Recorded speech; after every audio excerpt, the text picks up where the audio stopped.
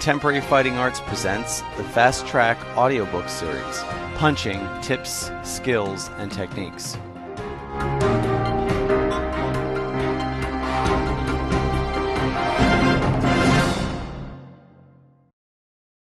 Chapter 1.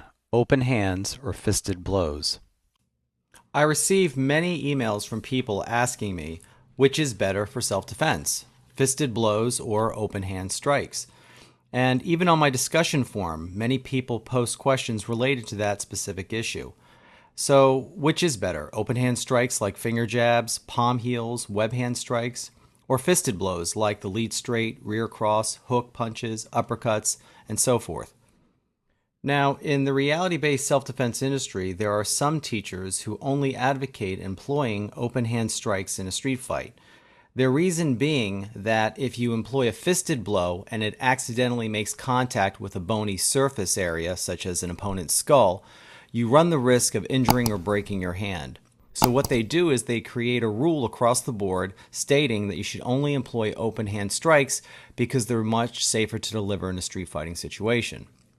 Now, when I hear a self-defense instructor say that you should only employ open hand strikes in a self-defense situation, it tells me one thing about them.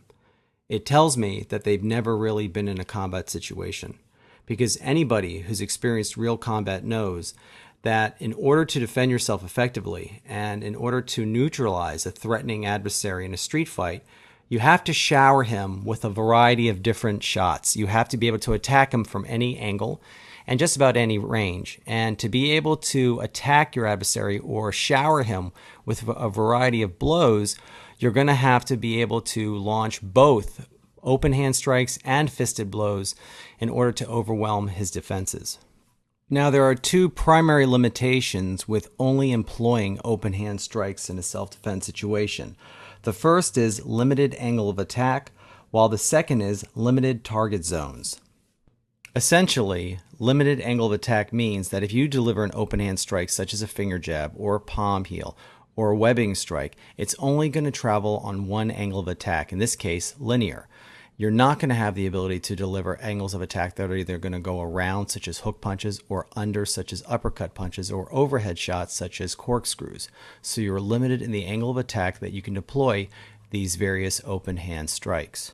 Now, this limitation becomes extremely problematic when you're involved in a street fight and you're throwing a flurry of blows, and because your opponent's reaction dynamics dictate that you throw other angles of attack. With open hand strikes, you can only attack them on a linear plane. That's a big problem. The second limitation of only employing open hand strikes in a self-defense situation is what I call target zone limitations. The problem with these open hand strikes is that they're only designed to attack facial targets. For example, the palm heel is a very effective strike, and as a matter of fact, it's one of our primary first strike tools used in contemporary fighting arts. However, the palm heel strike is not effective against body targets. The same goes for other open hand strikes like the finger jab and web hand strike. Remember, we're talking about street fighting. You must be capable of unleashing an explosive compound attack that will shower all possible anatomical targets that are available at that moment. Open hand strikes preclude your ability to attack lower body targets. So now that we have some clarity on the issue and you agree that you'll need both open hand and fisted blows to effectively neutralize an adversary in a street fight, the next question is, how do you minimize the chances of damaging your hands when delivering fisted blows in a self-defense situation? The first thing you can do is be accurate. Now, when I say be accurate, I'm referring to the ability to execute a combative movement with precision and exactness. Now, there are different forms of combative accuracy. For example, we have striking accuracy, and that's the ability to strike your assailant with precision and exactness. And this includes natural body weapons, bludgeons, and some makeshift weapons. We also have cutting accuracy, and that's the ability to cut your assailant with precision and exactness, shooting accuracy, and even manipulation accuracy, which is the ability to manipulate your assailant's limbs and joints with precision and exactness. So in this particular case, we're talking about striking accuracy. If you're accurate with your blows, you're not going to make the mistake and strike the opponent's skull when delivering blows in a self-defense situation. This actually reminds me of the time when I worked in the emergency room hospital here in Maryland. And on a typical Saturday night, we would have guys come in who were involved in a fist fight, and many of them had broken hands or broken wrists. And after talking to them, you get a very clear picture that these guys had no idea what they were doing in the fight. In most cases, they would just swing their arms wildly, trying to strike anything they could in the fight. So it's a clear indication that many people who are not trained in self-defense, and if they do engage in a street fight, they'll just swing their arms wildly, not taking any care into the fact that they could damage or break their hands. So you being the self-defense technician, an educated self-defense technician, should work on developing the tools of your trade. And one of the most important attributes for delivering fisted blows is accuracy. So if you're accurate, you'll hit your target. Just remember, you're like a sharpshooter, and a sharpshooter is his goal, his objective is to place that bullet exactly where it's supposed to go. The second thing you could do is deploy only non-telegraphic movements. You have to remember that successfully neutralizing an adversary requires that you do not forewarn him of your intentions. Clenching your teeth, widening your eyes, cocking your fists, or tensing your neck or shoulders are just a few common telegraphic cues that will negate the element of surprise. The problem occurs when you telegraph your attack and the adversary reflexively responds by dropping his head down or turning his head sideways, and you end up striking a skull instead of a nose or a chin. So it's in your best interest not to telegraph your strikes so he's not going to reflexively respond to the attack. One of the most effective ways to prevent telegraphic movement is to maintain a poker face prior to the execution of any combative movement. Actually, you should avoid all facial expressions when faced with a threatening adversary. You can also study your technique and movements in front of a full-length mirror or have your training partner videotape your movements. These training procedures will assist you in identifying and ultimately eliminating telegraphic movement from your combative arsenal. Believe it or not, hand conditioning also helps out. Now, when I say hand conditioning, I'm referring to improving the overall structural integrity of your fist when launching a punch. This means improving your grip strength. Remember, the stronger your hand grip, the tighter your fist. The tighter your fist, the greater structural integrity when delivering a fisted blow in a fight. Try working on your hand grip strength whenever possible. Hand grips or power putty are two excellent items that will help improve your overall grip strength. Target orientation also goes a long way in preventing unnecessary injuries when launching a fisted blow in a street fight. Essentially, target orientation means having a working knowledge of the various anatomical targets presented in both armed and unarmed encounters. Actually, there's more than meets the eye when it comes to target orientation in contemporary fighting arts. It's actually divided into 5 different categories. We have impact targets, which are anatomical targets that can be safely struck with a natural body weapon. Then we have non-impact targets, which are anatomical targets that can be strangled, twisted, torn, crushed, clawed, gouged, or strategically manipulated. Edge weapon targets, which are anatomical targets that can be punctured or slashed with a knife or edge weapon. Bludgeon targets, which are anatomical targets that can be struck with a stick or bludgeon. Ballistic targets, which are anatomical targets that can be shot by a firearm. And finally, we have chemical irritant targets, which are anatomical targets that can be exposed to by chemical irritants. Most importantly, one of the best ways to ensure that you do not injure your hands when delivering a fisted blow is to get proper training. Now, when I say proper training, I don't mean learning from a boxing coach or a mixed martial arts instructor. Most of the body mechanics and techniques taught in sport competition schools like boxing and MMA studios are not designed for the streets, and you'll most likely injure your hands in a real-life street encounter.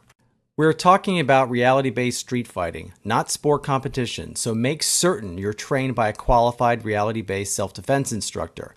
If you'd like to learn more about the proper way to deliver fisted blows in a street fight, see my DVD Armed to the Teeth Volume 1, available on my website at sammyfranco.com. Chapter 2, The Punching Arsenal. Before I begin with your punching arsenal, it's important to mention that if we're talking about street self-defense, your techniques must meet three essential criteria to maximize your chances of victory. They are efficiency, effectiveness, and safety.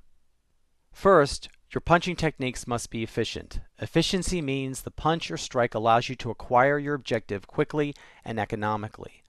Effectiveness means that your punch or strike produces the desired effect. And finally, safety means the punch or strike provides the least amount of danger and risk for you, the practitioner. With that being said, what follows are some of the punching tools used in contemporary fighting arts which are predicated on efficiency, effectiveness, and safety. The first punching range technique I'm going to teach you is the finger jab strike. And the finger jab is a quick, non-telegraphic strike executed from your lead arm. That means if you're in a right stance, your right hand would be the one executing the finger jab, and if you were in a left stance, your left arm would be the one executing the finger jab. Unlike the other punches in your arsenal, the finger jab does not require you to torque your hips or shoulder into the blow. All you need is your triceps to initiate and retract the blow. The reason why you don't need any type of hip torque to execute a finger jab is because you're attacking an extremely sensitive target, the eyes. It doesn't require a lot of energy or force to rupture the eyes or cause damage. So the idea is to use simply the triceps to extend it and then retract it as quickly as possible. Don't aim for a particular eye when executing the finger jab. What you should do is aim for the bridge of the nose and let your fingers naturally bifurcate. This will ensure that one of your four fingers will end up in the assailant's eyes. Next is the lead straight. The lead straight's a linear punch thrown from your lead arm and contact is made with your center knuckle. To execute the lead straight, quickly twist your lead leg, hip, and shoulder forward. Snap your blow into your target and return to the starting position. A common mistake is to throw the punch and let it deflect off to the side. Targets for the lead straight include the nose, chin, and solar plexus. Do not confuse the lead straight with its cousin, the jab. The boxer's jab is a common punch used to throw the assailant off balance, set him up for another blow, test his skill, and to keep him from moving toward you. Although this punch might be appropriate for the boxing ring or mixed martial art tournaments, it has no purpose in real street combat. The jab is unsuitable for street combat for some of the following reasons. 1. It lacks neutralizing power. 2. It can expose you to a counterstrike. 3. It agitates the assailant. And 4. It prolongs the fight and allows the assailant the opportunity to counter you with viciousness. Next we have the palm heel strike, and the palm heel is a very powerful open hand linear blow that can be delivered from either the lead or rear arm. Now, in contemporary fighting arts, we use the rear palm heel as a first strike technique, and I can tell you from first-hand experience, it gets the job done. Now, contact is made with the heel of your palm with your fingers pointing up, and targets will include your assailant's nose and chin. Contrary to what Hollywood would like you to believe, you do not deliver a palm heel strike to the assailant's chest, stomach, or solar plexus. Those are ineffective targets and it will only irritate the assailant. It will not knock him out. So remember, when executing a palm heel strike, either strike the chin or the nose, and that's it. When delivering the blow, be certain to torque your shoulders, hips, and foot into the direction of the strike. Make certain that your arm extends straight and the heel of your palm makes contact with the desired target. Then return to the starting position. Remember to retract your arm along the same line in which you initiated the strike. Also remember not to curl your fingers when delivering the palm heel strike. This is not a clawing motion, it's a striking motion, so the fingers need to point directly vertically up towards the sky. There are two common errors when delivering a palm heel strike that I'd like to share with you. The first is leading with your fingertips and not the heel of your palm. This is dangerous because it can cause finger jamming and certainly negate the effectiveness of your strike. To remedy this error, make certain to hyperextend your wrist prior to target impact. The next common error used when delivering the palm heel strike is splaying your fingers and thumbs apart. Now this problem can also cause finger jamming and rob you of critical impact power. To remedy this problem, concentrate on keeping your thumb tucked and your fingers pressed together when delivering the blow. Next we have is the rear cross. Now the rear cross is the most powerful linear tool in your unarmed arsenal. This punch travels in a straight line to your assailant's nose, chin, or solar plexus. Proper waist twisting and weight transfer are of paramount importance to the rear cross. You must shift your weight from your rear foot to your lead leg as you throw the punch. You can generate bone-crushing force by torquing your rear foot, hip, and shoulder into the direction of a blow. Now, if you want to maximize the impact of the punch, make certain that your fist is positioned horizontally. Avoid overextending the blow or exposing your chin during the execution of the technique. One of the most common mistakes I see students make when throwing the rear cross is dropping the other hand down. I cannot overemphasize the critical importance of always keeping your other hand up when delivering this blow, or any blow for that matter. Do not drop your hands down when throwing any punching technique in a street fighting situation. It's important to understand that the rear cross is not a first strike technique because of the hand clenching. This clenching or hand configuration is telegraphic and will certainly let your assailant know what your intentions are. So if you're going to deliver a first strike in the punching range and you're going to use a linear technique, use the rear palm heel. Do not use the lead straight. Now we're going to talk about my favorite punch, the hook punch. The hook punch is one of the most devastating blows in your arsenal that can be delivered from both the lead and rear sides. However, it's also one of the most difficult to master. To execute the hook punch properly, you must maintain the correct wrist, forearm, and shoulder alignment. When delivering the strike, be certain your arm is bent at least 90 degrees and that your wrist and forearm are kept straight throughout the entire movement. To execute the hook punch quickly and smoothly, raise your elbow up so that your arm is parallel to the ground while simultaneously torquing your shoulder, hip, and foot in the direction of the blow. As you throw the punch, be certain that your fist is positioned vertically. Never position your fist horizontally when throwing a hook punch. This inferior hand placement can cause a sprained or broken wrist. Avoid chambering or cocking the arm and excessive follow-through. There's good news and some bad news about the hook punch. The good news is if you throw the hook punch properly, you're going to destroy the assailant. The bad news is if you throw the hook punch improperly, you're going to break your wrist. It's critical that the hand, the wrist, and the forearm create a straight line, almost like a beam. Remember, if you bend your wrist when throwing a hook, you're going to break your wrist. Here are some other important facts about the hook punch.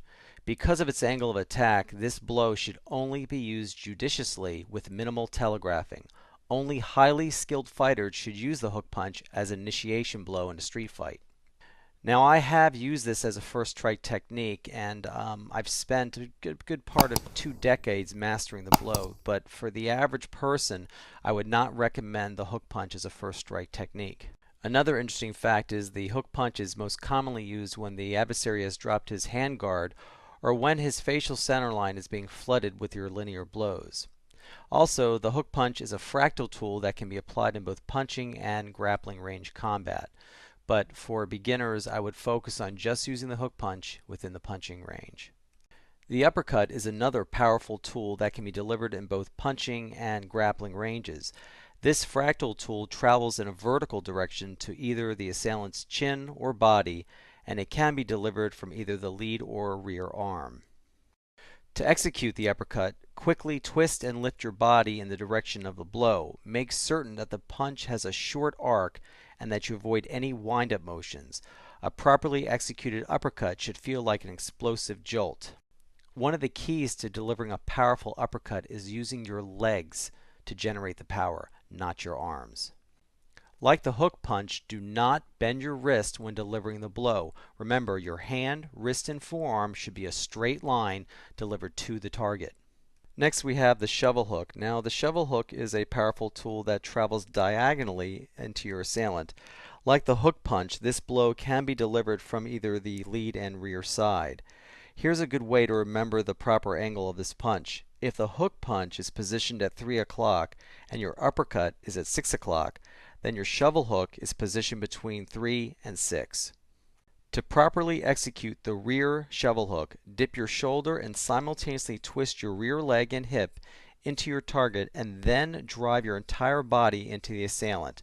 Once again, keep balanced and follow through your selected target.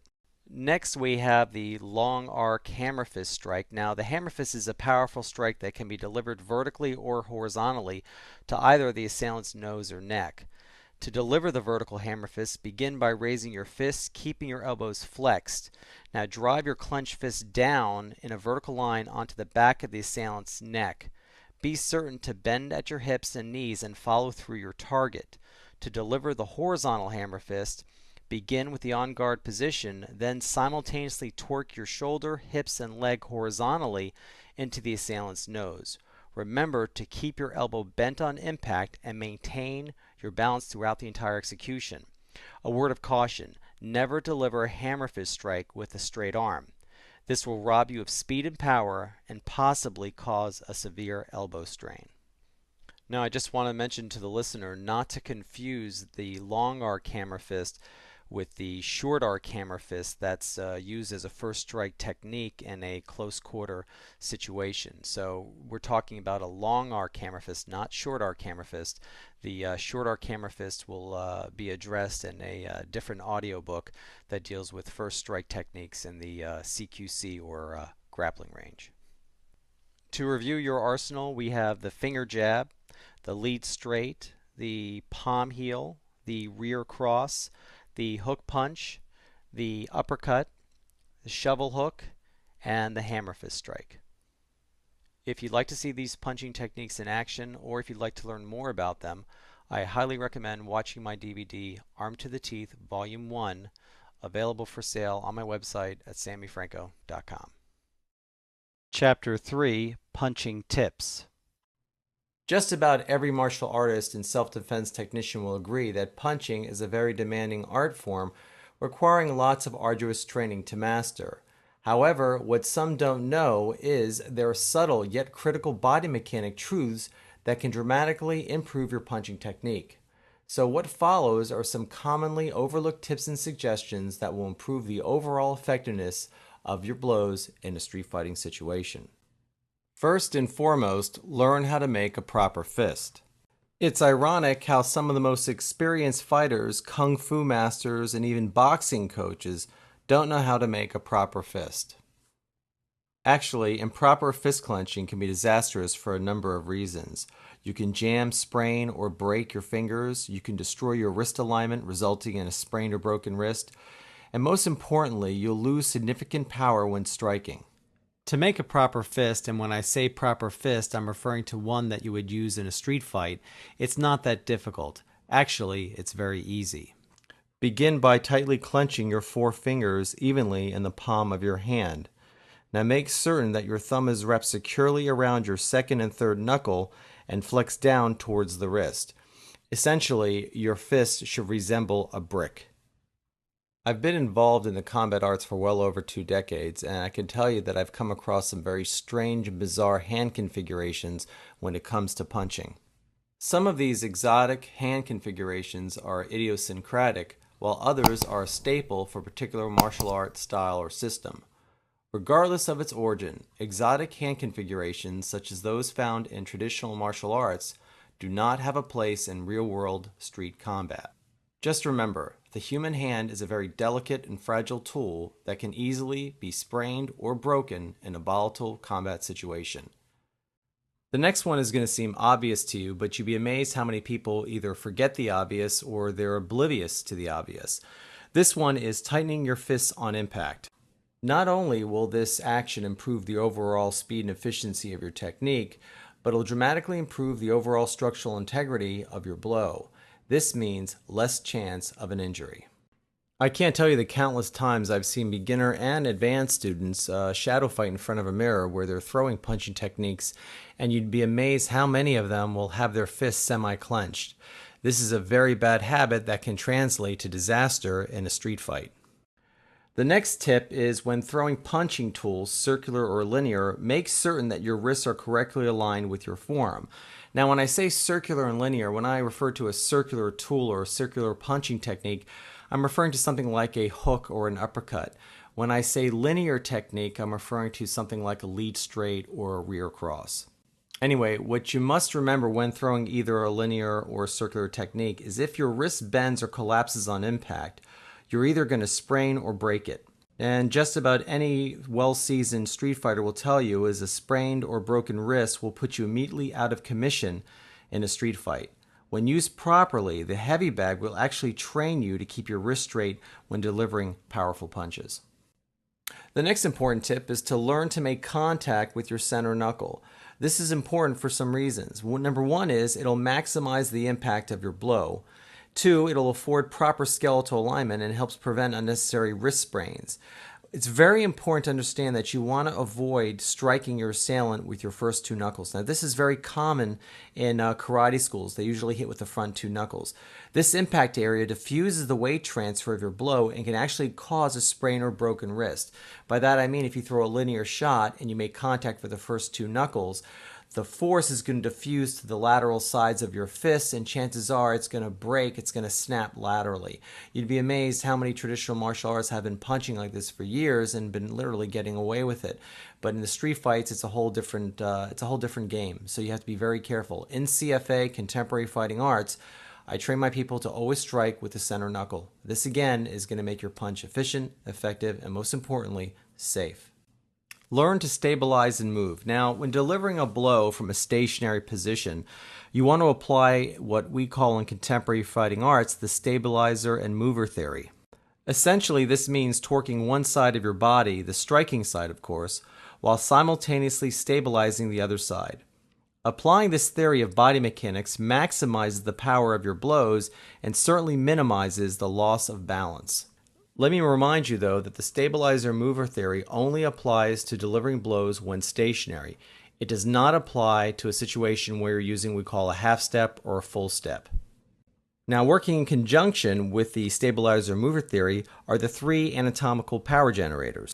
Now, power generators are specific anatomical locations that allow you to maximally torque your body into the blow. They include the shoulders, hips, and feet. Remember that maximally torquing your body into the blow will increase both the force and the penetration of the overall shot. You should employ all three power generators under the following circumstances. When first introduced to a punching or striking technique, it'll help you acquire body mechanic mastery. Your power generators can also be used when delivering some first strike techniques from a stationary position. Just keep in mind that in most street fighting situations, it's best to utilize the first two power generators, the shoulder and the hips, in conjunction with forward movement when delivering a compound attack. Next is learn to snap your punches. Punches should crack or snap when they hit a target. Here are a few suggestions to ensure that your punches will snap on impact. First, try to accurately time the delivery of the blow. Learn to properly judge the distance of your impact target. Avoid excessive follow-through when striking your target. Also, focus on retracting your blow without sacrificing neutralizing power. And finally, avoid fully extending your elbow when punching a target. Avoid the tendency to lock out your elbows. Now, elbow locking is a common problem among novices. When delivering a linear blow, your arm should be extended toward the target until the elbow is no more than 3 inches short of full extension. After contact is made with the target, the fist is returned back to the on-guard position. If your elbows lock on impact, it will have a pushing effect and rob you of critical power. Remember, your line of initiation is your line of retraction. When executing linear blows like lead straights, rear crosses, finger jabs, palm heels, remember that your line of initiation should always be your line of retraction. Avoid arcing or dropping your blows. Such sloppy body mechanics will throw you off balance, minimize your impact power, and open you up for a possibility of counterattack. Learn to master the 6 principles of striking. For any strike or blow to be considered effective, it must possess the following qualities. First, it must be accurately delivered to a vulnerable target on the assailant's body. Second, it must be delivered rapidly. Third, it must be delivered with debilitating power. Fourth, it must be economical in delivery. There should be no energy leaks in the practitioner's body mechanics. Fifth, it must minimize the amount of danger and risk for the practitioner. And finally, sixth, it must be delivered at the proper moment. SammyFranco.com, your one-stop shop for reality-based street fighting training. At SammyFranco.com, you'll get skill-sharpening self-defense instruction from our many best-selling books, videos, and specialized workout programs. Don't forget to check out our audiobooks, ideal for busy people on the go, and our unique selection of workout music, designed to energize, inspire, and motivate you to be the best athlete you can be. SammyFranco.com. Read through our free library of self-defense articles, and if you're looking for support, encouragement, or discussions on reality-based self-defense training, our discussion forums and chat rooms are open 24/7. SammyFranco.com. Visit our 24-hour store, SammyFranco.com. No belts, no rituals, no nonsense.